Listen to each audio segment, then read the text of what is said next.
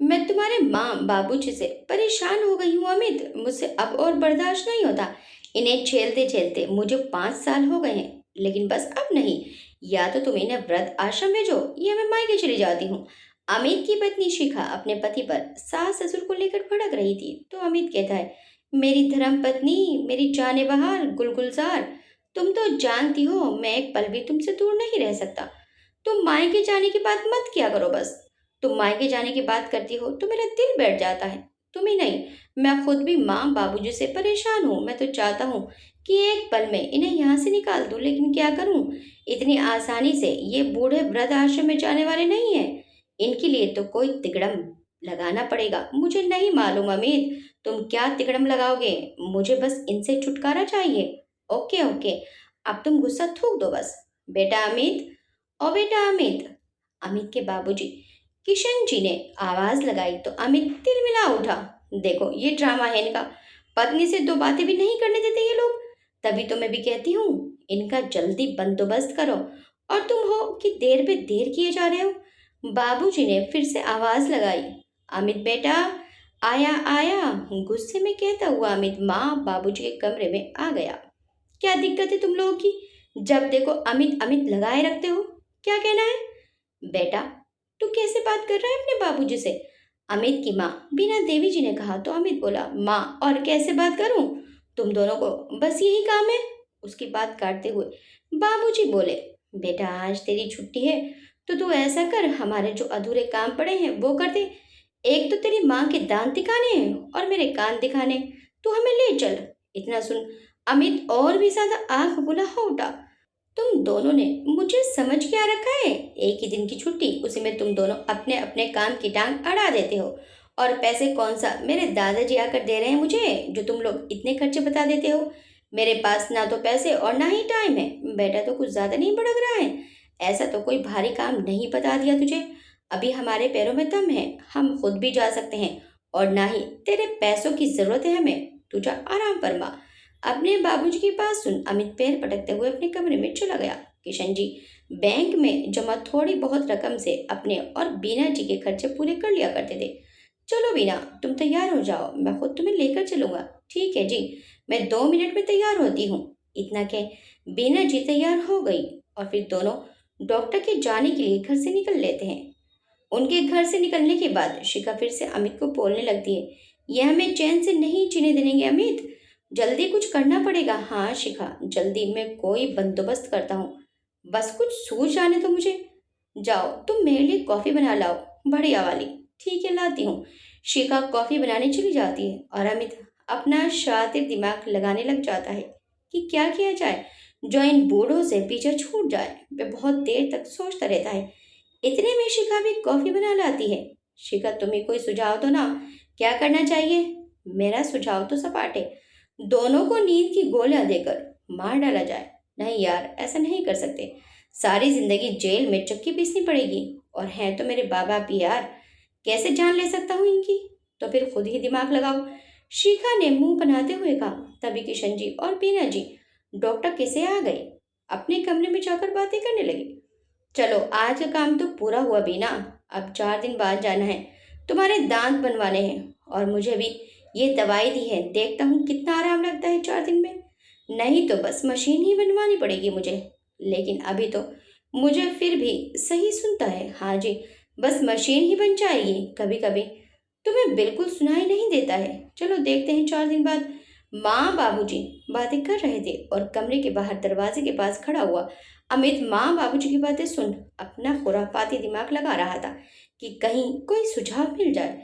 तो उनकी बातें सुन उसे एक सुझाव सूझ ही गया।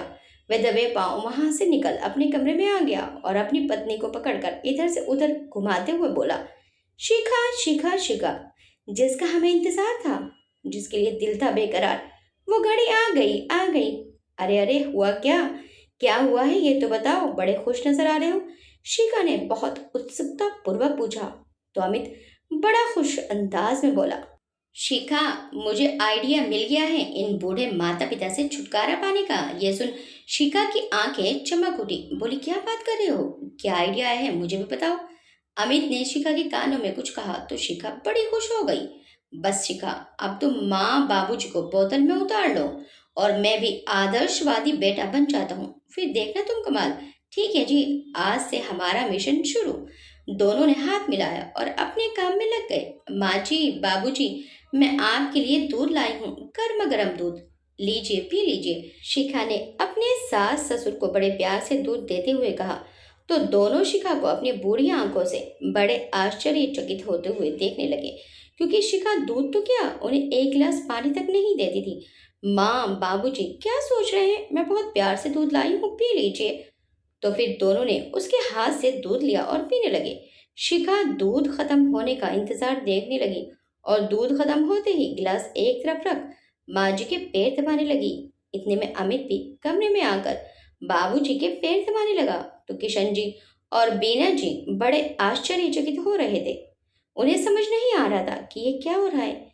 शिखा और अमित ने थोड़ी देर पैर दबाए और फिर माँ बाबूजी को सुला चलते बने और अपने कमरे में जाकर बोले, ओफो, मैं तो पता नहीं कैसे बर्दाश्त कर रही थी। कोई नहीं शिखा, 3 दिन की तो बात है, फिर तो बस चांद नहीं रात है। दोनों बातें करते हुए सो जाते हैं। अगले दिन अमित ऑफिस से आते हुए माँ के लिए नई साड़ी और बाबूजी के लिए नई धोती लेकर आता है और आते ही सीधा उनके कमरे में जाकर उन्हें दिखाते हुए बोलता है, देखिए देखिए बाबूजी, मैं आपके लिए नए कपड़े लाया हूँ। बीना जी और किशन जी बड़े खुश होते हैं। अमित थोड़ी देर दोनों के पास बैठकर अपने कमरे में आ जाता है। ओफो, ये बूढ़े तो जाते जाते भी खर्चा करवा रहे हैं। शिखा मुंह बनाते हुए कहती है, कोई नहीं डार्लिंग, कुछ पाने के लिए कुछ खोना भी पड़ता है। अमित ने सोफे पर बैठते हुए शिखा से कहा। शिखा जानती थी किशन जी को गन्ने के रस की खीर बहुत पसंद है, इसलिए अगला पैतरा उसने गन्ने की खीर बनाकर खेला। खीर ले जाकर बाबूजी और माँ के कमरे में गई, कहकर चहकते हुए बोली, बाबूजी, मुझे पता था आपका गन्ने की खीर खाने का बड़ा मन कर रहा है। बहू, तुम्हें कैसे पता लगा? बीना जी ने बहू से पूछा। अरे क्या माँ, आप भी जब माँ बाप बच्चों के बिन बोले उनके मन की हर एक बात समझते हैं तो सारी ख्वाहिश पूरी करते हैं, उसी तरह बच्चे भी माँ बाप के मन की बात पढ़ लेते हैं। बस मुझे आभास हुआ और मैंने बाबूजी के लिए खीर बना दी। बहू की बात सुन किशन और बीना जी खुश हो गए और मन ही मन भगवान का शुक्र अदा करने लगे कि भगवान ने उनके बच्चों को सद्बुद्धि दे दी है। अमित किशन जी और बीना जी का इकलौता बेटा है। किशन जी की प्राइवेट जॉब थी जिससे उनका घर खर्च सही से पूरा हो जाता था। बीना जी बहुत समझदार महिला थी। उनका घर बहुत छोटा था, अपने पति की कमाई में भी अच्छे से पूरा कर लेती थी और पाई पाई जोड़कर उन्होंने जमीन भी खरीद ली थी जिस पर उन्होंने अपने सपनों का आशिया खड़ा किया। अमित भी बहुत छोटा था। किशन जी की ज्यादा आमदनी नहीं थी, लेकिन अमित की पढ़ाई में उन्होंने कोई कमी नहीं की थी। उसे अच्छे स्कूल से पढ़ाया, फिर अच्छे कॉलेज में पढ़ाया। उसकी बिजली विभाग में सरकारी नौकरी लग गई। फिर उसके लिए लड़की ढूंढी। किशन जी के दूर के रिश्तेदार ने शिखा का सुझाव दिया तो शिखा अमित और दोनों माता पिता को पसंद आ गई। लेकिन उन्हें नहीं मालूम था मासूम से दिखने वाली शिखा इतनी क्रूर होगी। वह बात बात पर सास ससुर को ताने मारती, वो कुछ काम बताते तो उसे नजरअंदाज कर देती थी और जरा सी रोक टोक पर पूरा घर सर पर उठा लेती थी। किशन जी थोड़े गुस्से स्वभाव वाले व्यक्ति थे, परंतु बीना जी उतने ही ठंडे मिजाज की महिला थी। वह हमेशा अपने पति का गुस्सा शांत कर देती थी। किशन जी को शिखा पर गुस्सा आता तो बीना जी उन्हें बड़े प्यार से हैंडल कर लेती थी। अमित शादी से पहले अपने माता पिता की खूब करता था, लेकिन शिखा ने उसे अपने रंग में रंग लिया था। अपनी मीठी बातों में अमित को हमेशा फंसा कर रखती थी, जिससे अमित को बस हर जगह शिखा शिखा ही दिखाई पड़ती थी। शिखा की बातों में आकर अमित भी अपने माँ बाबूजी पर भड़कता रहता था। अमित रिश्वतखोर व्यक्ति था, वह रिश्वत लिया करता था। बिजली विभाग में होने का लाभ उठाना उसे अच्छे से आता था। जिस किसी के घर में भी वह ऐसी जैसे आधुनिक उपकरण देख लेता, बस कोई ना कोई बहाना तक कर वह लोगों को परेशान करके उनको अपने पद की धौंस दिखाकर उनसे बिना वजह का जुर्माना वसूलने पहुंच जाता था। तो उसके बाबूजी उसे हमेशा बोला करते थे कि बेटा, रिश्वत लेना पाप है, तुम रिश्वत मत लिया करो, चाहे कम में ही पूरा कर लिया करो। लेकिन अमित अपने बाबूजी का विरोध किया करता था। मेरी खुशियों को देखकर आपको जलन होती है, आप नहीं चाहते कि मैं अच्छा जीवन जीऊं, अपनी पत्नी के साथ खुश हूं। हमेशा मेरी खुशियों के आड़े आते हैं आप, बार बार मुझे रिश्वत को लेकर सुनाते रहते हैं। आपको क्या दिक्कत है, मैं कुछ भी करूं? अमित के ये कटु वचन सुन किशन जी को गुस्सा आ गया तो उन्होंने अमित पर हाथ उठा दिया। इस बात को लेकर अमित अपने माता पिता से काफी परेशान आ चुका था। ऊपर से शिखा आग में घी डालने का काम करती थी। अब किशन जी और बीना जी चुप्पी साधे हुए थे, लेकिन माता पिता होने के नाते गलत बात पर टोक ही देते थे। तो ये बात अमित और शिखा को बहुत खलती थी कि जिससे परेशान होकर दोनों उन्हें घर से निकालना चाहते थे। अमित अब माँ और बाबूजी के डॉक्टर की अगली विजिट का इंतजार कर रहा था, क्योंकि डॉक्टर ने उन्हें फिर से 4 दिन बाद आने के लिए कहा था। जैसे ही 3 दिन बीते, अमित रात में ही अपनी अगली पारी खेलने माँ बाबूजी के कमरे में आ गया और बोला, बाबूजी, उस दिन ऑफिस के काम की वजह से मैं टेंशन में था। न जाने टेंशन में क्या क्या अनाप शनाप बोल दिया आपको मैंने। बाबूजी, मुझे माफ कर दीजिए। कोई बात नहीं बेटा, ऐसा होता है, बोलकर किशन जी ने उसे माफ कर दिया। फिर अमित ने पूछा, बाबूजी, आपको और माँ को डॉक्टर के यहाँ वापस कब जाना है? बेटा, कल ही बुलाया है डॉक्टर ने। बीना जी ने बेटे की बात का उत्तर दिया। अमित माँ के हाथ पर हाथ रखकर बोला, माँ, आपको और बाबूजी को कल मैं खुद डॉक्टर के यहाँ लेकर जाऊंगा, लेकिन उससे पहले हम लोग किसी अच्छी जगह घूमने चलेंगे। मेरा दोस्त बता रहा था कि पास में ही एक अच्छा रिजॉर्ट है। पहले हम लोग घूमेंगे, फिर वापस आते वक्त डॉक्टर को दिखा लेंगे, या पहले डॉक्टर को दिखा लेंगे, बाद में रिजॉर्ट चल लेंगे, जैसे भी ठीक लगेगा। माँ बाबूजी ये सोचकर खुश हो गए कि चलो, भगवान की दया से बेटे और बहू को कुछ अकल आ गई है। अगले दिन गाड़ी में बैठ सब लोग निकल गए, जिससे माँ बाबूजी को शक ना हो। अमित पहले उनको डॉक्टर के यहाँ लेकर गया, दवाई दिलवाकर गाड़ी हाईवे की तरफ घुमा ली। वो लोग अब काफी दूर निकल आए थे। शिखा, जो सारे प्लान में पति का साथ दे रही थी, नाटक करते हुए बोली, जी काफी देर हो गई है, कब तक पहुंच जाएंगे हम लोग रिजॉर्ट? बीना जी और किशन जी भी बार बार अमित से पूछ रहे थे। अमित बोला, लगता है गलती से हम गलत हाईवे पर आ गए हैं। तभी गाड़ी खड़ खड़ की आवाज करके रुक जाती है, जो कि उनके प्लान का ही एक हिस्सा था। अमित स्टीयरिंग पर जोर से हाथ मारते हुए कहते हैं, शिट यार, अब ये गाड़ी भी यहाँ इस सुनसान रास्ते पर खराब होनी थी।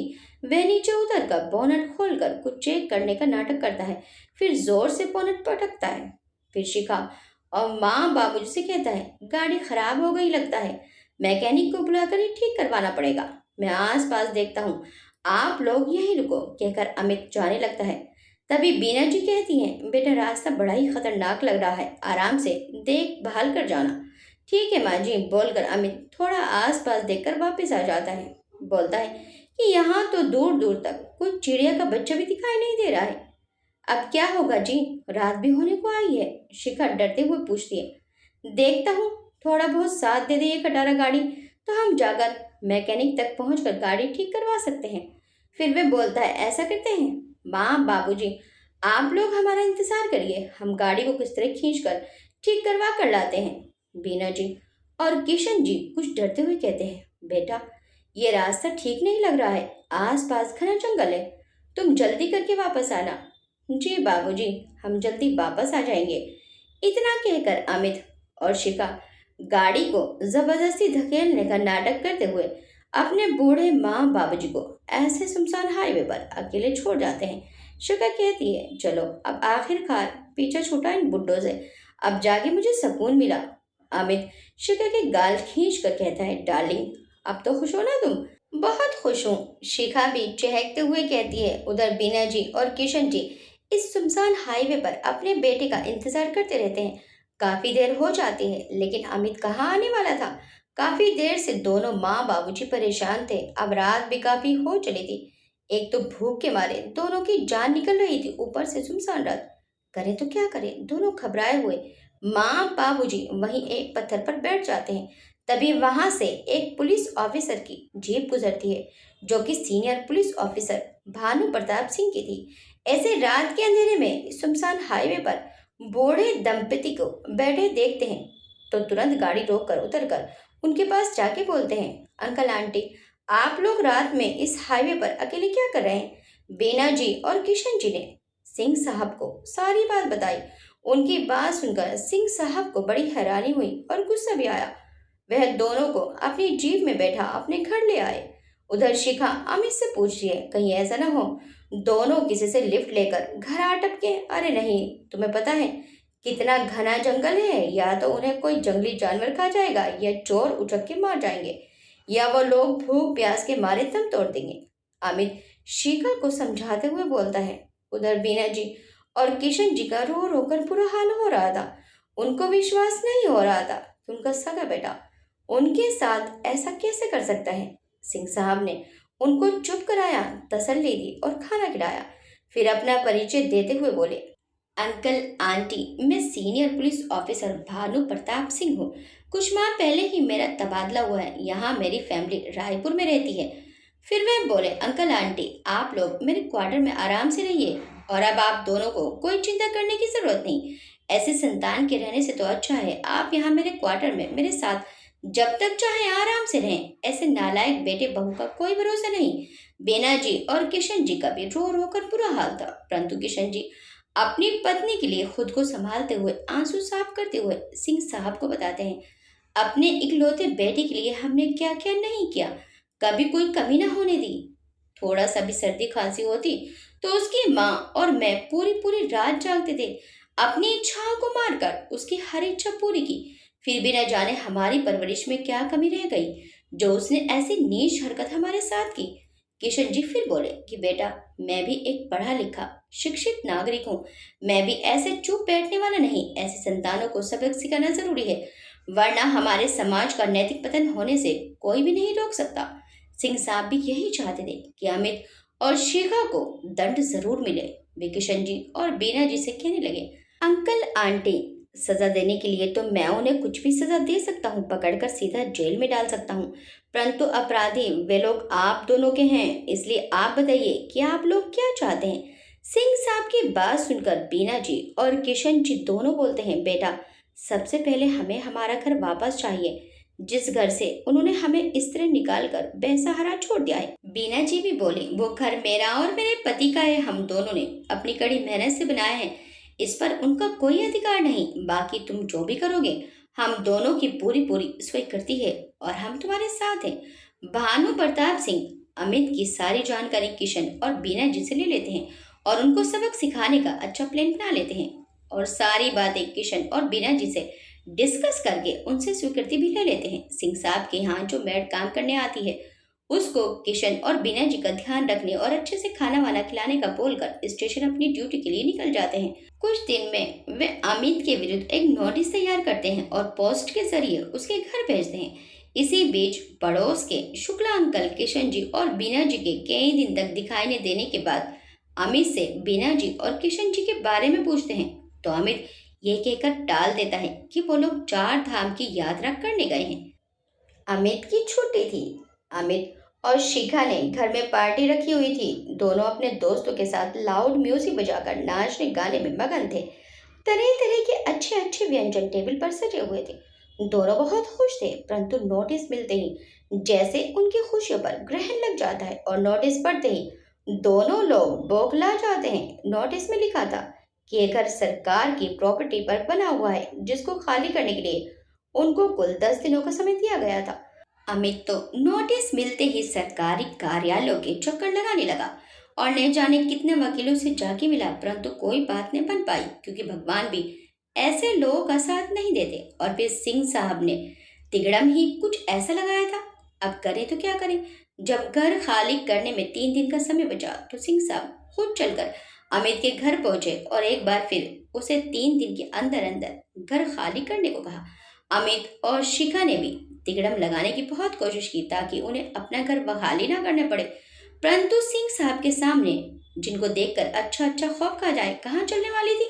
आखिरकार 3 दिन के भीतर अमित और शिखा को अपना घर खाली करके किराए के मकान में आना पड़ा। घर खाली हो जाने के बाद सिंह साहब बीना जी और किशन जी को सम्मान के साथ उन्हें घर छोड़ कर आते हैं। उधर शिखा और अमित घर छोड़ देने से काफी दुखी थे। किराए के मकान में आने पर शिखा और अमित के बीच झगड़े होने लगे थे। मेरे बस का नहीं है इस खुडले में रहना, आपको रहना है तो रहो, मुझे तो मेरी मम्मी के घर छोड़ आओ, इतनी गर्मी है यहाँ, मैं ऐसी के बिना बिल्कुल भी नहीं रह सकती। शिखा पैर पटकते हुए कहती है, तुम तो ऐसे कह रही हो जैसे मैं यहाँ बड़ी खुशी में रह रहा हूँ। कुछ दिन का सब्र कर लो यार, मैं देखता हूँ कुछ करता हूँ किसी अच्छे एडवोकेट से बात। भाई हमें नोटिस सरकार की तरफ से मिला, हमें सरकार के विरुद्ध खड़ा होना पड़ेगा, जिसके लिए हमें अच्छे वकील की जरूरत पड़ेगी और साथ साथ बहुत सारे पैसों की भी। अमित पत्नी को समझाते हुए कहता है, मैं कुछ नहीं जानती, अच्छा वकील हायर करो, पैसे लगाओ। रिश्वत का पैसा कब कम आएगा मैं आपको बता दे रही हूँ। आपके पास 1 महीने का समय है। अगर 1 महीने में वापस हम लोग अपने घर में ना गए तो मैं अपनी मम्मी के यहाँ चली जाऊंगी। शिखा ने आंखें निकालकर अमित को धमकी देते हुए कहा। अमित उसकी बात सुनकर चुप रहा। अमित घर की चिंता में ही घिरा हुआ था और कुछ न कुछ जुगाड़ लगाने की कोशिश कर ही रहा था कि अचानक एक और मुसीबत उनके सिर पर आन पड़ी। अमित अपने ऑफिस में बैठा घर का ही सोच रहा था कि बिजली विभाग के सीनियर ऑफिसर की तरफ से रिश्वत लेने की वजह से उसको और उसके 2 सहयोगियों को सस्पेंशन लेटर मिला, जिसमें उनको पूरे 1 साल के लिए सस्पेंड कर दिया गया था और साथ ही उन पर 5 लाख रुपए का जुर्माना भी लगा। संयोगवश बिजली विभाग के सबसे सीनियर ऑफिसर सिंह साहब के करीबी रिश्तेदार थे और फिर अमित को पहले भी 2-3 बार रिश्वत लेने और जनता को इस तरह परेशान न करने की वार्निंग भी मिल चुकी थी। अब सस्पेंशन लेटर मिलते ही अमित की तो जैसे सिटी पिट्टी गुम हो गई, उसका सिर चुकराने लगा और आंखों के आगे अंधेरा छाने लगा। उसको लगा कैसे वे अभी बेहोश होकर गिर पड़ेगा। किसी तरह उसने खुद को संभाला और डिपार्टमेंट में कई सीनियर ऑफिसर से सस्पेंशन लेटर रुकवाने की विनती की, परंतु यहाँ भी उसकी एक न चली। बोझल कदमों से अमित घर आया और आते ही बेड पर गिर गया। क्या हुआ जी, आपकी तबीयत तो ठीक है ना? शिखा ने अमित को ऐसे देखा तो पूछा। अमित को तो जैसे सांप सूंघ गया था, उसके मुंह से कुछ ना निकला और वह रोने लगा। रोते रोते उसने शिखा को सारी बात बताई। लो हो गया हमारा पंटाधार, अब क्या करेंगे हम लोग? इसीलिए आपको बाबूजी मना करते थे रिश्वत लेने से। शिखा मुंह बनाकर बोली। ये तुम बोल रही हो शिखा? तुम्हारे ही खर्चों के कारण आज तक रिश्वत लेता रहा। तुम ही थी जो मुझे रिश्वत लेने के लिए उकसाती थी। पड़ोस में जा जाकर जानकारी जमा करके लाती थी। किसी घर में ऐसी है, किसी घर में 2-2 फ्रिज है, किसी घर में माइक्रोवेव है, कहाँ छापा मारना है कहाँ नहीं। और अब तुम मुझे ही दोषी ठहरा रही हो और आज तुम्हें बाबूजी याद आ गए। तुम ही थी जो माँ और बाबूजी को मारने का आइडिया दे रही थी, अब बात बना रही हो। बढ़ते बढ़ते दोनों के बीच का झगड़ा काफी बढ़ जाता है और दोनों कुत्ते बिल्ली की तरह लड़ने लगते हैं। रिश्वत से कमाए पैसों को अमित और शिखा बस मौज मस्ती में उड़ाना जानते थे। पैसे बचाना उन्हें नहीं आता था, इसलिए अब धीरे धीरे सारे पैसे भी खत्म होने लगे थे। ऐसे में एक और नई मुसीबत आ टपकी। मकान मालिक ने मकान का किराया बढ़ाने की बात कर डाली। जब अमित ने कहा वो लोग इतना किराया नहीं दे सकते, तो मकान मालिक ने साफ तौर पर मकान खाली करने का बोल दिया, क्योंकि उसी मकान का लोग ज्यादा किराया देने के लिए भी तैयार थे। अब तो अमित और शिखा अपना सामान लिए सीधा फुटपाथ पर ही आ गए, क्योंकि अमित अपने पद का गलत इस्तेमाल करके मोहल्ले वालों को और पड़ोसियों को भी परेशान करता था और उनसे भी रिश्वत लेने से नहीं चूकता था। आस पड़ोस में उसकी छवि अच्छी नहीं थी, इसीलिए कोई भी पड़ोसी उसकी मदद करने को कतई तैयार न हुआ। सबने उनसे किनारा कर लिया था। अमित और शिखा अपने सामान लिए सड़क पर बैठे थे और अमित अपना फोन घुमा घुमा कर दूसरे किराए के घर का इंतजाम करने में लगा हुआ था। कोई मदद के लिए तैयार न हुआ। एक तरफ भूख से दोनों की आंखें सूख रही थी और दूसरी तरफ तेज चिलचिलाती धूप उनकी जान ले रही थी। तो अमित और शिखा फूट फूट कर रोने लगे और सोचने लगे कि हम कैसे आसमान से सीधा जमीन पर आ टपके हैं। अमित ने रोते रोते शिखा से कहा कि शिखा, आज हमारी इस हालत के जिम्मेदार हम खुद हैं। इसमें सबसे बड़ी गलती मेरी है। हमने जैसे अपने बूढ़े बाबूजी को बीच मझधार में छोड़ा था, आज किस्मत ने वहीं लाकर खड़ा किया है। शिखा भी रोते हुए बोली, ठीक कहते हो अमित, हमें हमारे कर्मों की सजा मिल रही है। फिर अपना माथा पीटते हुए कहती है, मति मारी गई थी मेरी कि जो मैंने माँ बाप समान अपने सास ससुर पर इतना अत्याचार किया और इस उम्र में उन्हें ऐसे भटकने के लिए बढ़ने के लिए छोड़ दिया। इस पर अमित बोलता है, तुम तो फिर भी बहू थी, परंतु मैं तो उनका सगा इकलौता बेटा था जिसको उन्होंने इतने लाड प्यार से पाला था। लेकिन मैं कैसा अभागा निकला। जो बोलते बोलते अमित जोर जोर से रोने लगा। उसकी आवाज उसके गले में अटक जाती है। मेरे माँ, मेरे बाबूजी न जाने कहाँ होंगे, वो लोग जीवित होंगे भी या नहीं। इतने में शिखा कहती है, आप सही कहते हैं, हमने बहुत गलत किया। चलिए ना, हम माँ बाबूजी को ढूंढते हैं। इतने में भानु प्रताप सिंह जी, जो दूर बैठे चाय की चुस्की लेते हुए ये सब नजारा देख रहे थे, उनके पास पहुंचे। अमित ने उन्हें देखते ही पहचान लिया और बोला, सर, आप तो वही ऑफिसर है ना जो उस दिन घर आए थे? हाँ, मैं वही हूँ, सिंह साहब ने कड़क लहजे में जवाब दिया। फिर पूछा, तुम लोग ऐसे सामान के साथ यहाँ रोड पर क्यों बैठे हो? घर तो तुमने काफी पहले खाली कर दिया था। क्या तब से यूं ही भटक रहे हो, इधर उधर भूतों की तरह? दोनों ने इस बात पर गर्दन झुका ली। फिर सिंह साहब बोले, चलो उठो, मेरे जीप में बैठो। सिंह साहब की बात सुन अमित बोला, पर सर, हमारा सामान सामान यहीं रहने दो, ये मैं गाड़ी में मंगवा लूंगा, तुम लोग मेरी जीप में बैठो। सिंह साहब का धन्यवाद करते हुए दोनों जीप में बैठ जाते हैं और जब जीप उन्हीं के घर के आगे रुकती है तो दोनों एक साथ आश्चर्यचकित होकर बोल पड़ते हैं, ये तो आप हमारे ही घर ले आए हैं। अंदर आते हैं तो वहां माँ और बाबूजी को पाकर दोनों अचंभित रह जाते हैं। उनके पैरों तले जैसे जमीन खिसक जाती है। खुशी, पीड़ा, शर्मिंदगी, दुख, सारे भाव उनके मन में एक साथ उमड़ आते हैं। दोनों रोते हुए माँ बाबूजी के पैरों में पड़कर गिड़गिड़ा कर क्षमा मांगने लगते हैं, परंतु किशन जी अपने गुस्से को काबू नहीं कर पाते हैं तो जोरदार तमाचा अमित के गाल पर जड़ देते हैं, जिस पर अमित अपना दूसरा गाल भी आगे करते हुए कहता है, बाबूजी, जो पाप हमने किए हैं उसके लिए कितने भी थप्पड़ कम है। फिर सिंह साहब का डंडा लेकर अमित बाबूजी के हाथ में देते हुए बोलता है, बाबूजी, आप मारिए, दोनों को खूब मारिए, हमने जो पाप किए हैं उसके लिए हर सजा कम है। किशन जी और बीना जी की आंखों में भी आंसू आने लगते हैं। फिर अमित और शिखा कहते हैं कि बाबूजी, भगवान ने हमें हमारे कर्मों का फल दे दिया है। जो हमने आपके साथ किया वही भाग्य ने हमारे साथ किया।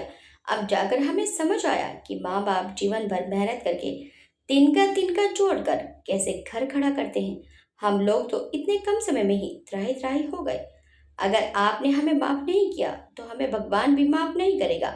सिंह साहब भी किशन जी और बीना जी से दोनों को माफ करने के लिए कहते हैं। किशन जी और बीना जी उन्हें माफ कर देते हैं। क्षमा लेने के बाद अमित और शिखा अपने पापों का दंड भुगतने के लिए घर से निकलने के लिए दरवाजे तक पहुंचते ही हैं, परंतु माँ बाबूजी की आवाज उन्हें रुकने पर मजबूर कर देती है। किशन जी और बीना जी दोनों को रोककर गले लगा लेते हैं और बोलते हैं, बेटा, तुमने जो किया भगवान ने उसकी सजा तुम्हें दे दी है। माफ करने वाला तो भगवान है। माँ बाप अपने बच्चों से क्या चाहते हैं? बस थोड़ा सा प्यार और मान सम्मान। माँ बाप बच्चों के लिए उम्र भर मेहनत करते हैं और बच्चे बुढ़ापे में उनका सहारा बनने के बजाय उन्हें इस तरह मझधार में छोड़ देते हैं, तो सोचो उनके दिल पर क्या गुजरती है। माँ पिता जो करते हैं अपनी संतान के लिए करते हैं। हमारे जीते जी और हमारे मरने के बाद जो कुछ भी है वो सब तुम्हारा ही तो है, संतान ही तो है। माँ बाप के मेहनत करके बनाए हुए आशियाने का सुख भोगती है। तुम्हें अपने किए पर पछतावा है, यही हमारे लिए काफी है। माँ बाप और बच्चों का मिलन देख सिंह साहब की आंखों में भी आंसू आ जाते हैं और वे अपनी राह की ओर निकल पड़ते हैं। अब अमित और शिखा सुधर चुके थे। जो उन्होंने नाटक किया था अब वह दोनों ने सच करके दिखाया। अब दोनों ही आदर्शवादी बहू बेटे बन चुके थे। फिर 2 माह बाद एक और खुशी ने घर में दस्तक दी। शिखा की सूनी गोद जो अब तक ना भरी थी, माँ बाबूजी की दुआओं से अब भर गई थी। घर में खुशी की लहर दौड़ गई। सब लोग बहुत खुश थे। और फिर 7 माह बाद घर में एक नन्हे मुन्ने बेटे ने जन्म लिया, जिसकी किलकारियों से घर गूंज उठा। अब किशन जी और बीना जी अपने पोते को देख देख कर जीते और भगवान का शुक्र अदा करते ना थकते। आपको ये कहानी कैसी लगी हमें कमेंट करके जरूर बताइएगा। वीडियो चल गई तो वीडियो को लाइक शेयर सब्सक्राइब करना मत भूलिएगा। मिलते हैं नेक्स्ट टाइम एक अच्छी सी कहानी के साथ। Till then, bye bye.